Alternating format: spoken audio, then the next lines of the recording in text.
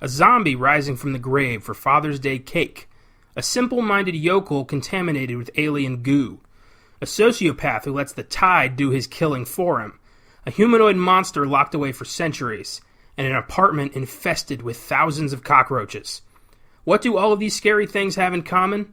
They're the macabre subjects of 5 tales of terror from the combined efforts of Stephen King and George Romero, as well as the makeup mastery of Tom Savini. 1982's Creepshow is the topic today on Filmgazm. Hit that shit!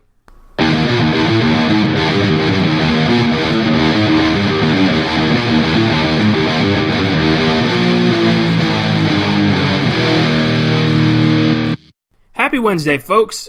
I hope you enjoyed Tuesday's surprise bonus episode on Once Upon a Time in Hollywood. We certainly did. I'm flying solo today, but Austin will be back soon. Until then, you're stuck with just me talking about one of my personal favorites, Creepshow.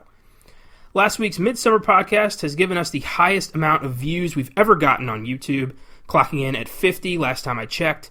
That may not mean a lot to some channels, but that's incredible for us. Thanks for listening, and I hope you keep it up. In just 3 weeks, we'll be launching into episode 25, our 5th Weird Shit Wednesday, which will focus on the career and films of Joel and Ethan Coen, the Oscar-winning filmmakers behind The Big Lebowski, Miller's Crossing, Fargo, and most recently, The Ballad of Buster Scruggs, just to name a few. We're going to talk about all 18 of their films, as well as some that they didn't direct, but just wrote, and I cannot wait for that. They're 2 of our favorite filmmakers here at Filmgazm. And before we get into Creepshow, let's talk about The Rewind. Got some stuff for you. I won't bother summing up my thoughts on Tarantino's new movie, Once Upon a Time in Hollywood, as I think Austin and I covered it pretty good in this week's bonus episode. We went through the entire movie beginning to end, talked about our thoughts, and that episode is available as we speak. YouTube, Podbean, iTunes, check it out. But suffice it to say, we both loved it. I've got an update for Saw. The upcoming reboot, led by Chris Rock, has changed its release date from October 2020 to May 2020. This is a drastic change for the franchise, as it will be the first Saw film not to open in October. The brains behind this one are good. Almost everybody who was involved before is involved this time, but I'm not digging all these unnecessary changes. I mean, we get a full reboot, we get a May release, it just doesn't feel like Saw yet. And I'm hoping the eventual trailer will clear things up, but really the only thing that I care about is who's going to be in this. And by that I mean, is Tobin Bell returning? That's all I care about. If he's not involved, I don't think I will be. And I don't think I'm alone there. And I've got an update on something I mentioned in the Midsummer episode, and this is just for me. I was talking about a Marvel exec with a grudge against women who said that women heroes and villains didn't sell toys. The guy was eventually fired from Marvel Studios. He's the guy who fucked up Thor: The Dark World. Well, I had said his name was Ike Barinholtz, but no, his name is Ike Perlmutter. Ike Barinholtz is an actor known for The Mindy Project and Suicide Squad, among other things. So, my bad. Ike Perlmutter. He's the asshole, not Ike Barinholtz. Glad I could clear that up. And that's all for the rewind. So let's dig into Creepshow. Released in 1982 by the combined horror powerhouses of horror author Stephen King and horror director George Romero, future Filmgazm topic, Creepshow was an homage to the horror comic books of the 1950s, particularly the ones by EC Comics, or Entertaining Comics, who published all sorts of genre stories, including the Tales from the Crypt series that was later adapted to television in the 80s and 90s. Romero and King were good friends who wanted to collaborate on film together, which became Creepshow. Romero is primarily known for his zombie series, featuring Night of the Living Dead, Dawn of the Dead, Day of the Dead, Land of the Dead, Diary of the Dead, and Survival of the Dead. He's done a lot of other films too, like Monkey Shines, Marvin, Night Riders, but this is the series he's going to be remembered for. And tragically, George Romero died in 2017 at age 77 of lung cancer. And Creepshow is comprised of 5 horror short films that aren't connected, but are all shown as stories in a young boy's comic book in the prologue that acts as a sort of webbing that holds the film together. The young boy, Billy, is played by Stephen King's son, Joe Hill, who would grow up to be the author of such novels as Horns, The Fireman, Nosferatu, spelled Nos4A2 like a license plate, and the comic book series Lock and Key. Billy's Creepshow comic is stolen by his abusive father, and Billy plans his revenge, and that starts the story. So the first segment is Father's Day, starring Vivica Linford as Aunt Bedelia, a rich old woman who murdered her angry, controlling, abusive father Nathan some years ago on Father's Day by bludgeoning him with an ashtray. Every Father's Day, she visits his grave to reminisce about the day she killed him. This story is told by Bedelia's family, one of whom is played by Oscar nominee Ed Harris in one of his first major film roles. He's been nominated 4 times for his roles in 1995's Apollo 13, 1998's The Truman Show, 2000's Pollock, and 2002's The Hours. Currently, he can be seen as the Man in Black on HBO's Westworld, which will be entering its 3rd season sometime soon. Big fan of Westworld. I love the first season. Season 2 I thought was a little hard to follow, but I'm sure on a second watch, I'll get it. Anyway, Bedelia spills some whiskey on Nathan's grave, which reanimates his corpse. It's an old Irish nod. Nathan has returned to get the Father's Day cake he never got. He kills Bedelia and slowly starts to kill off his scheming, money-grubbing family, itching to get his, revenge. The short ends with Nathan walking out of the kitchen, holding a cake made from his granddaughter Sylvia's head, covered in frosting and candles.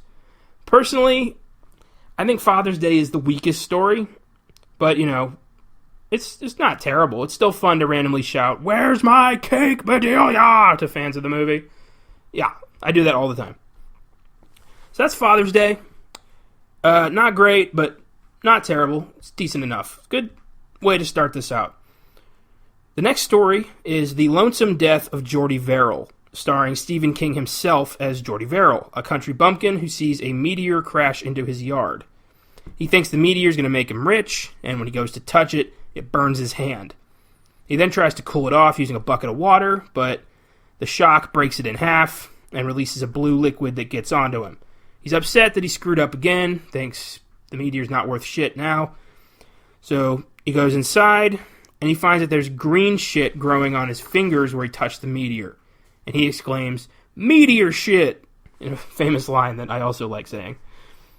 And throughout, Jordy learns that everything he touches is getting infected with this green alien fungus that's growing over the entire property, and after he takes a bath, it grows over his entire body, to the point where he barely resembles a human being, just like a green Sasquatch.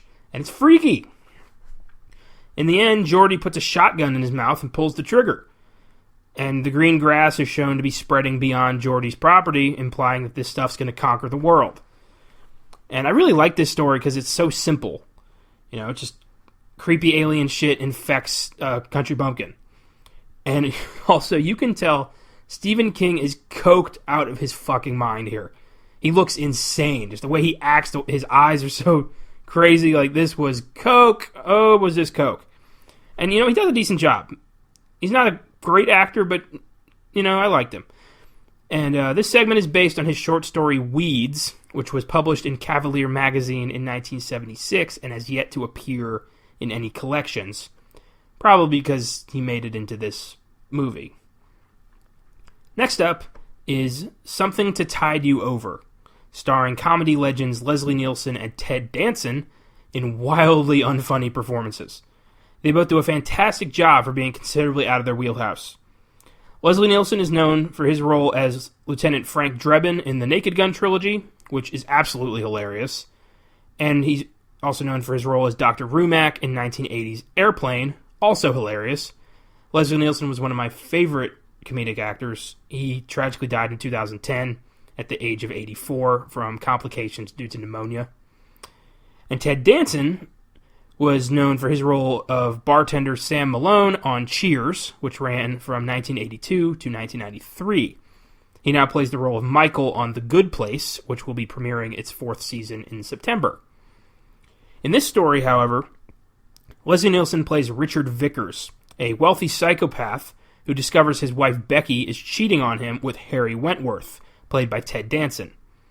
So Vickers orchestrates this elaborate death for Harry and Becky. He kidnaps Harry at gunpoint and drives him to Vickers' private beach.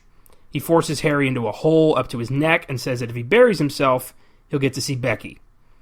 So Harry is buried in the sand up to his neck, only his head sticking out of the sand, and he's shown a TV of Becky in the same predicament further down the beach. the tide has come in and starting to drown her. And Vickers promises the same thing's going to happen to Harry once the tide starts coming in there.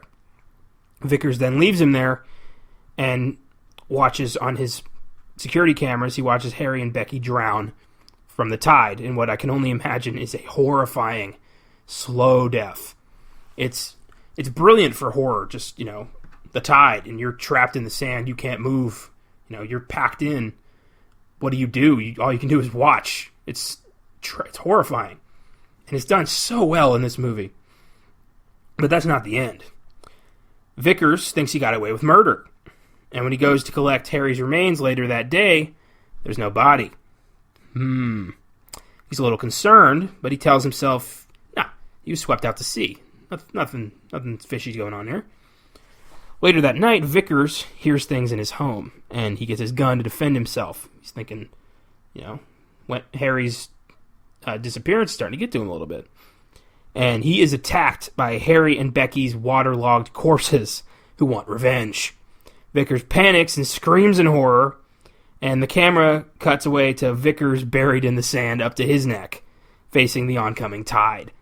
It's awesome. It's poetic justice. It's a great segment in this movie, and it's so satisfying to see Vickers screaming for his life as he's facing the tide, saying, "I can hold my breath a long time," and then he gets splashed and he's panicking. Oh, it's great. Next up, The Crate, starring Oscar nominee Hal Holbrook as Henry, a quiet professor who despises his loud, crass wife Wilma, played by Adrienne Barbeau. Holbrook was nominated for his role in 2007's Into the Wild, but he's appeared in such films as 1976's All the President's Men, 1980's The Fog, and 1993's The Firm, among other things. Barbeau has appeared in such films as 1981's Escape from New York, 1980's The Fog, and she's the voice of Catwoman in Batman the Animated Series. So, pretty cool resume. A janitor discovers a crate hidden under the stairs in their university. The crate is labeled Arctic Expedition, June 19th, 1834. He goes to a professor, Dexter Stanley, played by Fritz Weaver, to open it, and what they find is a monstrous ape-like creature that devours the janitor and drags the crate back to its safe space under the stairs. Now, we never learn what this creature is, but judging by its ape-like appearance and the Arctic expedition it was found on, I personally think it was a Yeti. But, I digress. Dexter is horrified, and after the creature then eats a graduate student, he goes to his best friend Henry for help. When he tells Henry about the creature, Henry sees a way to finally rid himself of Wilma without getting his hands dirty. He's been fantasizing about killing her for some time now, as she's rude at faculty parties, she belittles him in public, and there is no love in this relationship. So Henry tells Dexter he'll dispose of the bodies and the creature, and to just, leave it all to him. Henry manages to lure Wilma to the university and successfully feeds her to the creature. He then locks the crate back up and tosses it down a quarry where it sinks. Henry tells Dexter that there are no bodies, no evidence of foul play, and everything's going to be fine. Of course, Dexter asks him, what if it gets out? And Henry confidently says, it's not going to get out. But the short ends with a zoom onto the crate at the bottom of the quarry where the monster opens its eyes. This is not over. And the crate is the scariest one to me personally, because as a kid, this was the one segment in the film I wasn't allowed to watch. My mom thought, the rest of this movie was totally fine for me, but the crate she told me not to watch. And, for good reason. I had a phobia of weird-looking monkey creatures when I was a kid, after watching the 2001 sci-fi comedy Evolution. I don't have time to get into all of that right now, but if I'd seen this thing when I was a kid, this would have scared the shit out of me. There's a scene in Evolution... No, fuck it, I'm going to get into it. There's a scene in Evolution, a sci-fi comedy starring David Duchovny, Orlando Jones, Seann William Scott, and Julianne Moore. Great movie, underrated, but it's a comedy. And there's a scene where this blue ape-like creature jumps out of this hole and starts attacking people, and it's got, blank, emotionless eyes. It's got giant, freaky teeth. It roars like a monster. It's waving its arms around inhuman-like. And I saw that when I was 6 years old in a movie theater, and I have never been more terrified in my life. I remember screaming for dear life. My mom had to drag me out of the movie theater and assure me, like, it's not real, everything's fine. But that started a complex in me, and I just, to this day, that thing gives me the creeps. But yeah, the monster in the crate kind of looked like that thing, just not blue. So my mom took a look at that and said, yeah, Connor shouldn't watch that right now. And that was good parenting. Good, yeah, way to go. So, the final story, They're Creeping Up on You, stars E.G. Marshall as Upson Pratt, a rich miser who lives in his clean, germ-free penthouse suite that he learns is infested with cockroaches. E.G. Marshall was known for his roles in 1957's 12 Angry Men, 1989's Christmas Vacation, 1980's Superman 2, he played the president, and his role as Lawrence Preston on the courtroom series The Defenders, which ran from 1961 to 1965. Marshall died in 1998 at age 84 of lung cancer. In this short, Upson Pratt wages a one-man war against hundreds of thousands of cockroaches that are in his sink, in his food, in his walls, and they just keep coming. It's so freaky because this is exactly what a roach infestation would look like. It's too real. And throughout, we get the vibe that Pratt is hated by pretty much everybody. He's a racist, he has no empathy for anyone. He's a rich prick who's, thinks he owns the world. So he kind of gets what he deserves here. In the end, the roaches find their way into his panic room, and he has a heart attack from fright, which is pretty much what I would have. And then when the power comes back on, there are no roaches. Weird.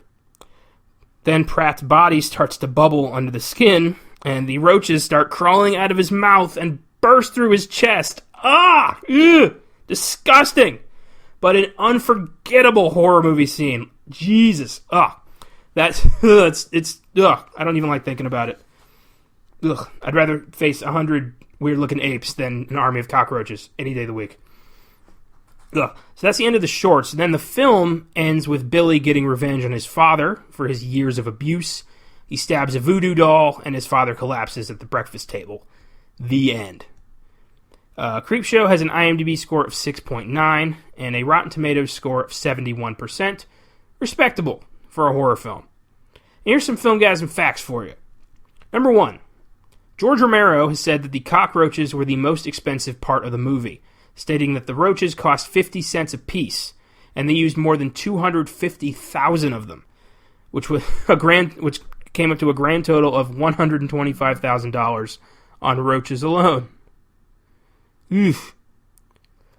The music playing on Upson Pratt's jukebox is number 2, at the beginning of They're Creeping Up on You, is the same instrumental that plays over the end credits of The Evil Dead. Pretty cool. Neat little nod there. Number 3. The on-set nickname for the monster in the crate was Fluffy, as named by George Romero. The creature's creator and makeup artist on the entire film, Tom Savini, played one of the garbage men in the end of the film, who finds the comic book.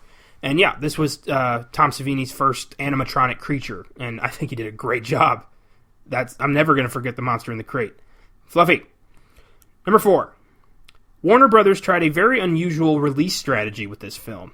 Instead of opening the film wide during the lucrative summer season, the studio gave it a 4-week trial run at several Boston area theaters in July of '82. After it did great business, Warner Brothers ended the trial and prepared for a wider release in November of '82. Their thinking was that a bizarre R-rated horror film's best position was as close as possible to Halloween, and that a pre-October 31st release was a non-starter because it would have had to compete with Halloween 3 Season of the Witch, which came out that same year. But Warner Brothers correctly guessed that the Michael Myers-less third Halloween film would burn out quickly and leave the horror field open for this movie to do impressive business, which it did. That's right. Creepshow's success is owed to the failure of Halloween 3. And that's it for Filmgazm Facts. There were 2 sequels made, 1987's Creepshow 2 and 2006's Creepshow 3. I watched Creepshow 2 to prep for this podcast, and it was pretty bad. I gave it a 6, and that's only because one of the segments was really good. It's 3 shorts instead of 5. It's still written by Romero and King, but it doesn't hold a candle to the first one. The stories are Old Chief Woodenhead, where a wooden Native American statue comes to life to avenge a shopkeeper and his wife, who are murdered by hoodlums. It was weird. The Raft, based on the King short story from Skeleton Crew, in which a group of friends are swimming in an isolated lake and are eaten one by one by an amorphous blob that lives in the water. This was the good one. This was done really well. I was a big fan of The Raft. I love that story. And that's the whole reason I watched this movie, was so I could see that adapted. And it was creepy. It was done perfectly. And the third one is The Hitchhiker, in which a woman rides over, she's a hit and run, kills a hitchhiker, and she's haunted by his ghost, or possibly his zombie. And she just keeps killing him, because he keeps scaring her. It's weird. I'm not sure if it's supposed to be serious or funny. Creepshow 2 has an IMDb score of 6.1 and a Rotten Tomatoes score of 33%. Not a success. Some of the bigger names it attracted were George Kennedy, Lois Chiles, and Tom Savini himself. There's not really a lot of talent behind this one. As for Creepshow 3, it has an IMDb score of 3.1 and a whopping Rotten Tomatoes score of 0%. So you do the math. The good news for Creepshow fans is that later this year, the streaming service Shudder will be releasing a Creepshow anthology series helmed by Greg Nicotero, with Stephen King and Tom Savini's involvement. In fact, one of the first stories will be Survivor Type, one of King's most terrifying short stories, in which a surgeon is stranded on a deserted island with no food or water and starts eating his own amputated limbs to survive. It's so grisly, but it's great. I don't know how they're going to do that visually. Confirmed actors so far are Tobin Bell, Bruce Davison, David Arquette, Jeffrey Combs, Giancarlo Esposito, DJ Qualls, and Adrienne Barbeau, just to name a few. I cannot fucking wait for this series. It's finally going to give me a reason to get Shudder, and it's going to be a great show. I watched the trailer that premiered at Comic-Con. This is going to be good. This is for horror fans. And that's all I've got to say about Creepshow. One of the best anthology movies, and a lifelong favorite of mine.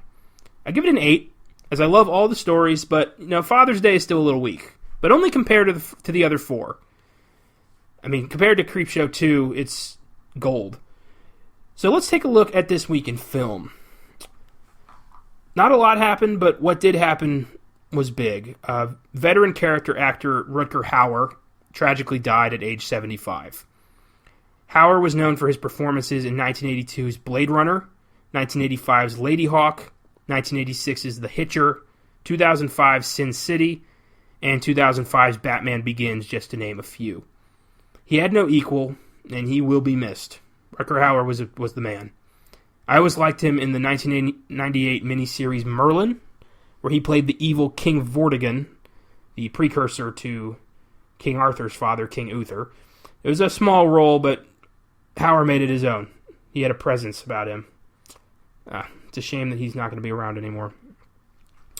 Next up, voice actress Russi Taylor died at age 75. She had been the voice of Minnie Mouse since the 80s, as well as the voice of Martin Prince on The Simpsons.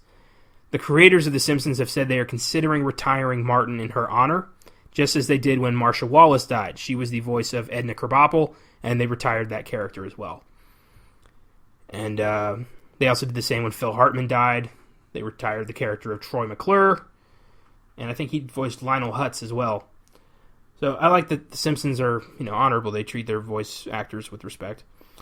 Next up, the trailer for Zombieland Double Tap was released, and I think it looks pretty damn good, personally. Woody Harrelson, Jesse Eisenberg, Emma Stone, Abigail Breslin, and director Ruben Fleischer are all returning, and we will be seeing newcomers Luke Wilson, Rosario Dawson, Zoe Deutsch, and Dan Aykroyd, as well as the return of Bill Murray somehow. So I can't wait. I was a huge fan of Zombieland, and I've been waiting for this movie forever.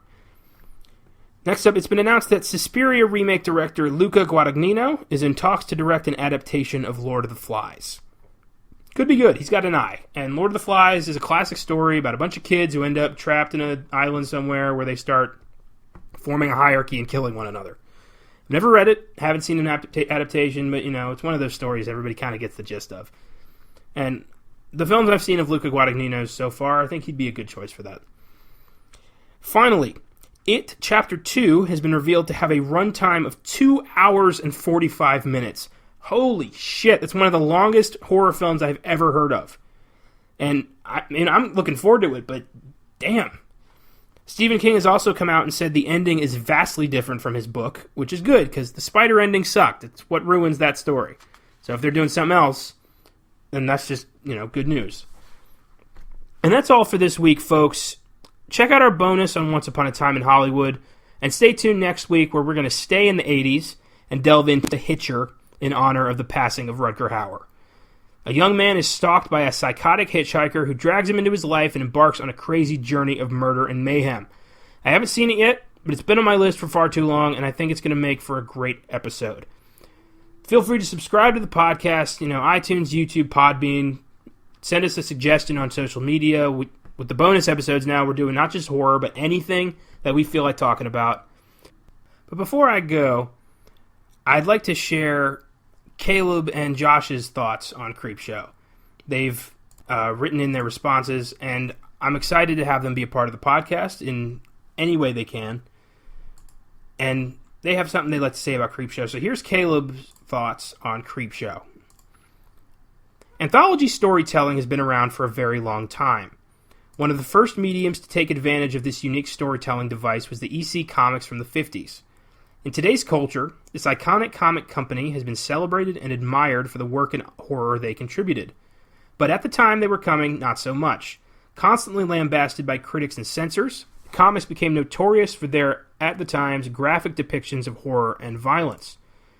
Unfortunately, censorship prevailed and the comics were canceled.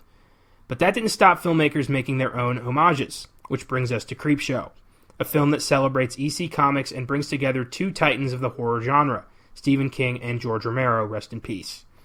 Before I get into the stories, I want to talk about how great this is at making a comic book movie feel like a comic. From the transition between scenes to the colorful photography, Creepshow feels exactly like what it was honoring. Bravo on that front. As for the stories.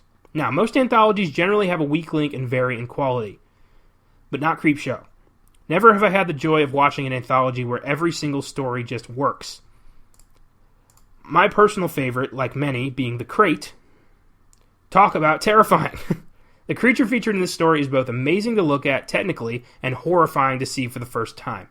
Another thing I've always enjoyed is the addition of Leslie Nielsen in a more dramatic role.